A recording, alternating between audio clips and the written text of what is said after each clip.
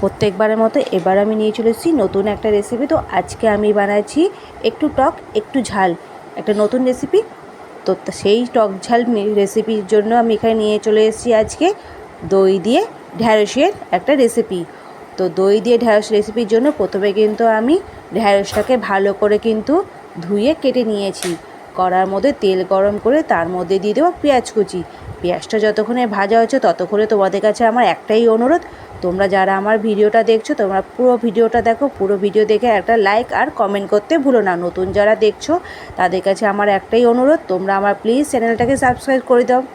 তোমরা যদি আমার পাশে থাকো তাহলে কিন্তু আমি একটু উৎসাহ পাবো।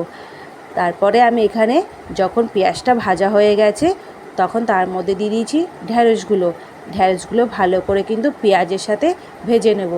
যতক্ষণে পেঁয়াজের সাথে একটু ভাজা হচ্ছে ততক্ষণে কিন্তু এখানে আমি একে একে সব মশলা কিন্তু জোগাড় করে নিয়েছি।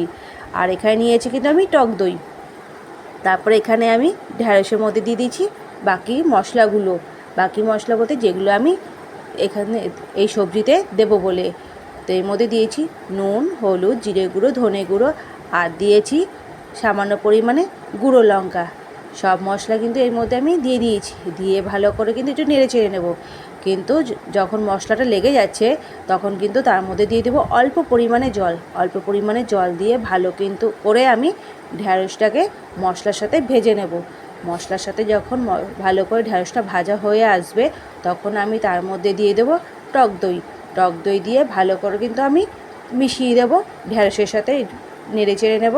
তার মধ্যে দিয়ে দেবো অল্প পরিমাণে জল যাতে ঢ্যাঁড়সটা ভালোভাবে সেদ্ধ হয়। অল্প পরিমাণে জল দিয়ে আমি কিন্তু ঢাকা দিয়ে দেবো। যখন একটু ভাজা হয়ে আসবে, জলটা একটু কমে আসবে, তখন তার মধ্যে দিয়ে দিচ্ছি আমি কাঁচা লঙ্কা দিয়ে আমি কিন্তু আবার ঢাকা দিয়ে দেবো। দিয়ে অল্প পরিমাণে দিয়েছি আমি চিনি, অল্প পরিমাণে আমি মিষ্টি দিয়ে তারপরে আমি কিন্তু জলটা পুরোপুরি শুকনো যখন হয়ে এসছে তখন কিন্তু আমি নামিয়ে নিয়েছি।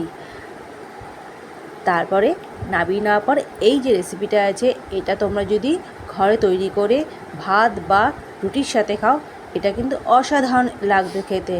আমার তো খুব ভালো লেগেছে, তোমরা একবার করে দেখো, তোমাদেরও অবশ্যই ভালো লাগবে।